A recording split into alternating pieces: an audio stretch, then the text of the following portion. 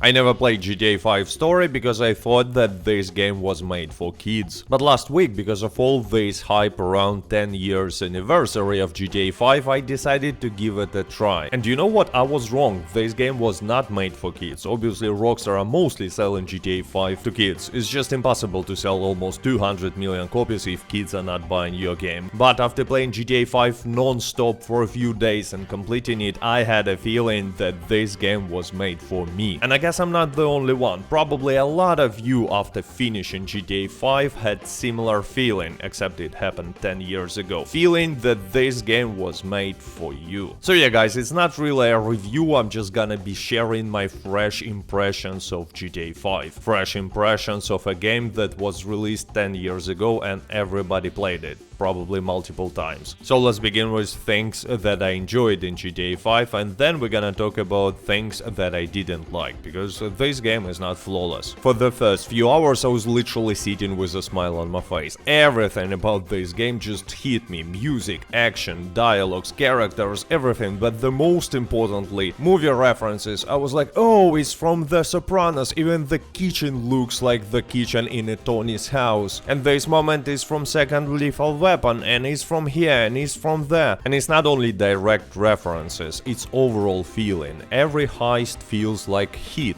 Every car chasing scene feels like Fast and Furious. I really enjoyed it in Red Dead Redemption 2, because remember I played this game before GTA 5, and Red Dead Redemption 2 was also full of references to classic western movies. And now I saw the same approach in GTA 5 and it's great. Next we have music and radio, and it's also a nostalgia thing, but radio in GTA 5 is just awesome. Yet I knew it, it was not a surprise for me, because previously I've spent hundreds and hundreds of hours in GTA Online grinding and listening to the radio. And speaking about the grind, I was really surprised by the mission design. You know, I was expecting a lot of boring missions like in GTA Online, where you have to drive slow vehicle through all across the map, but in a story mode missions are just much more fun and interesting, and even if you have to travel somewhere for a long time, usually there will be an important conversation during the ride, or maybe just characters roasting each other, but still I was paying maximum attention even during such missions. And it actually leads us to the best part of this game. It's a story, not even the story but main characters, at least 2 out of 3 main characters. At first sight our protagonists look like typical stereotypes, just like any other character in GTA 5, but the more time I spent with them, the more I realized how relatable they are. It actually reminded me my experience in Red Dead Redemption 2. At first I didn't like Arthur Morgan at all, but over time I changed my attitude towards this character. Anyway, Franklin is a much deeper character than just a typical gangster from the hood. He's a young man who wants to achieve something in life. Unlike everyone who he knows, unlike everyone who he grew up with, he wants to build a career, yes, very specific type of a career, but still he wants to become someone. But this desire creates a conflict between Franklin and people around him, people who he knows and loves, for example his friend Lamar. And Lamar is also a stereotype, he's a typical loser friend who slows you down, and in case of Franklin, not only slows you down but actually tries to get you killed. But he's still his best friend, childhood friend. The problem is, Franklin wants to grow up and Lamar just don't want to. And it's a really relatable story, just like the next one. Relations between Franklin and his girlfriend. She wants him to change, to become a different person. And don't get me wrong, obviously she has a point here, becoming a bandit is not the smartest choice, but the problem itself is more complex. It shows this conflict that a lot of young people are facing, you know, this conflict between creating a family and building a career, conflict between following your dreams and sacrificing something to build a strong relationship. And there are many other layers that are making Franklin's character so relatable to people from 18 to 35 years or something like that. But since I'm older, in my opinion, the real main protagonist is Michael, a man in existential crisis whose glory days are long gone. He cannot find a new purpose in life, he's completely disconnected from his family, have no idea how to find find a common language with his children or with his wife, who's kinda busy all the time. But anyway, Michael is such a great character, not because he's tough and he's good at robbing banks, but because a lot of us faced similar problems. Obviously not all these existential crisis problems at once, but at least some of them. It makes him relatable. I said this word many times, but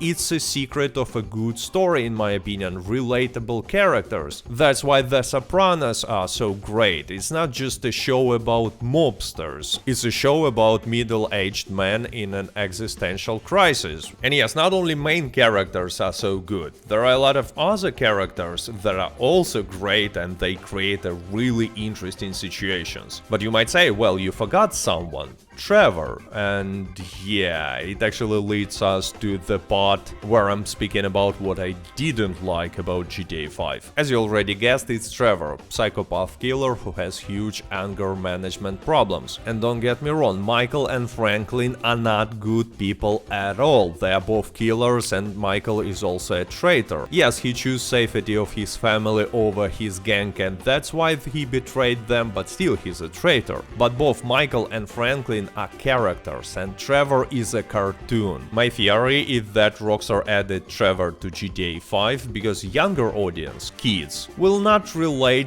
themselves to Michael or even to Franklin because they don't have similar experience and similar problems yet. So they needed a character who kids will like and, you know, he's not like anybody else, no one understands him and he's kinda crazy and impulsive and he's a cartoon. And kids love cartoons, all I can say. But you might disagree and say that I just don't understand how deep his character is, how Trevor has principles unlike pretty much anybody else in the world of GTA 5, how he is a good friend and his crazy behavior is just a result of bad things happened to him in the past. Well, his principles are extremely random, just like all his behavior, and as for Trevor being a good friend, I will disagree here because first of all he lies and uses people who trust him, and such person just cannot become a good friend in my opinion. But the most importantly is because Trevor is always on the line. He's just one step away from killing person he's talking to, even if it's his friend. No one wants to have such friend, and that's why Michael don't even see him as a friend. He sees him as a threat, and that's who he is. He's dangerous for everybody. And it would be fine if Trevor was not a playable character, but when game forces me to play as someone who I don't like and cannot relate to at all, it makes gaming experience worse. I'm not quite sure, maybe it even was intentional, because in some missions Rockstar definitely wants player to feel uncomfortable, and sometimes they go too far. Like for example, this mission is so disgusting that I wanted to skip it, but it's just impossible. In any way, playing as Trevor is the worst part of GTA for me. It's not even the biggest issue, and a lot of his missions are extremely fun, but I just don't like the character, and when it was possible I was always switching to Michael or Franklin. So that was my first impressions of a new game, GTA 5, and let me know in the comments what do you think about that, give your